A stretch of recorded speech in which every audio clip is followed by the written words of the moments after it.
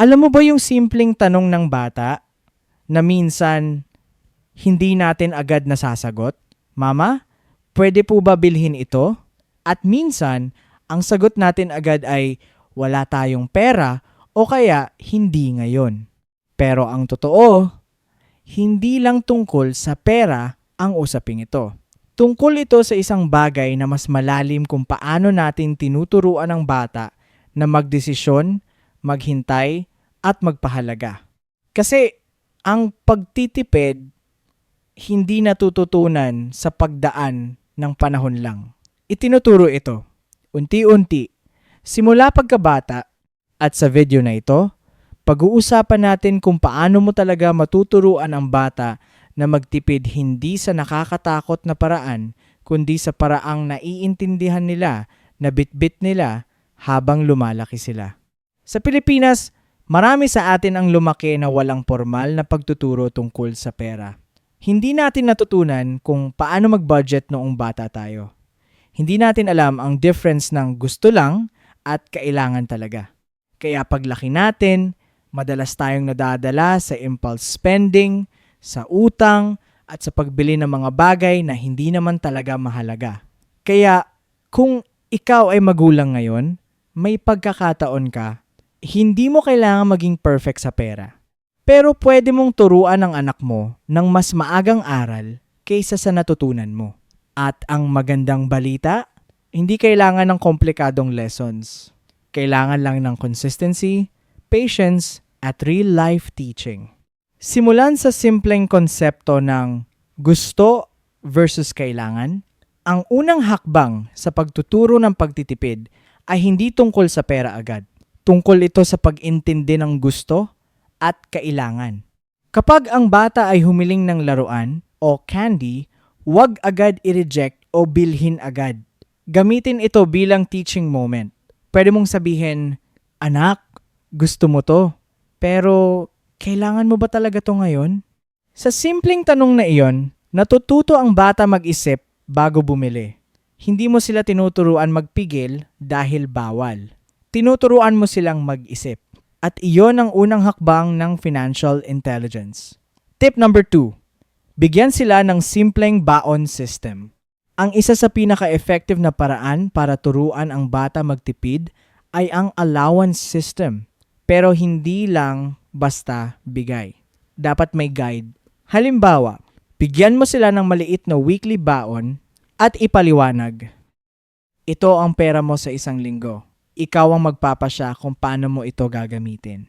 Sa simula, uubusin nila agad ito. Normal iyon. Pero dito pumapasok ang learning. Kapag naubos nila agad at wala na silang pambili sa susunod na araw, doon nila mararamdaman ang consequence ng desisyon nila. Huwag agad sagipin. Hayaan mong maranasan nila. Kasi ang tunay na pagtitipid, natutunan sa experience, hindi sa sermon. Tip number 3. Gamitin ang 3 jars method. Isa sa pinakasimple pero powerful na paraan. Ang 3 garapon. Number 1. Spend jar, pang araw-araw na gastos. 2. Save jar, para sa future goal. 3. Share jar, para sa pagtulong o pagbibigay.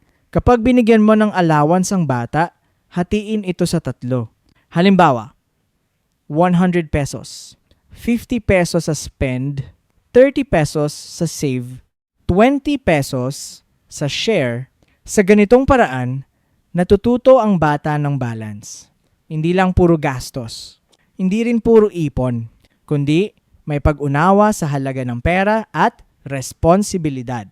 At habang tumatagal, makikita mo mas nagiging conscious sila sa kanilang desisyon. Tip number 4. Turuan sila mag-ipon para sa isang goal. Ang mga bata hindi naturally motivated sa future. Kaya kailangan mong gawing visible ang goal. Halimbawa, kung makakaipon ka ng 500 pesos, makakabili ka ng laruan na gusto mo. Bigyan mo sila ng clear target. Pwede kang gumamit ng coin bank o transparent jar para nakikita nila ang progress. Kasi sa bata, ang nakikita nila Mas totoo kaysa sa sinasabi lang, at habang napupuno ang kanilang ipon, natututo sila ng isang mahalagang aral.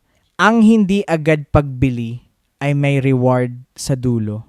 Tip number 5, iwasan ang instant yes parenting. Isa sa biggest mistakes ng magulang ay ang laging oo sa lahat ng gusto ng bata dahil ayaw natin silang malungkot, dahil gusto natin silang mapasaya. Pero ang sobrang pagbibigay ay hindi nagtuturo ng value ng pera. Sa halip, nagiging instant gratification mindset ang bata. Kaya mahalaga rin ang hindi.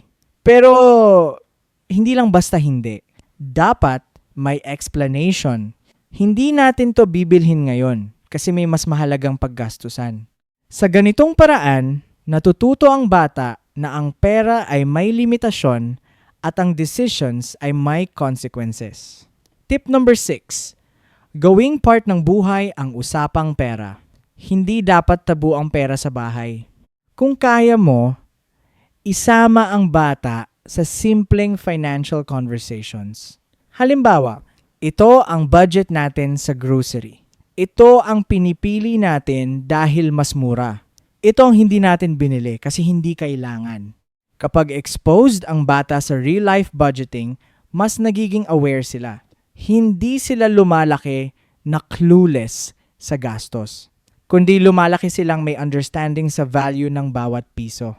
Tip number 7. Magpakita ng example. Ang pinakamahalagang teacher ng bata ay hindi salita, kundi example.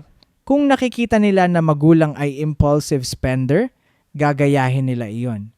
Pero kung nakikita nila na nag-iisip bago bumili, nagtitipid sa tamang paraan, hindi nagpapadala sa emosyonal na gastos, automatic nilang matututuhan iyon.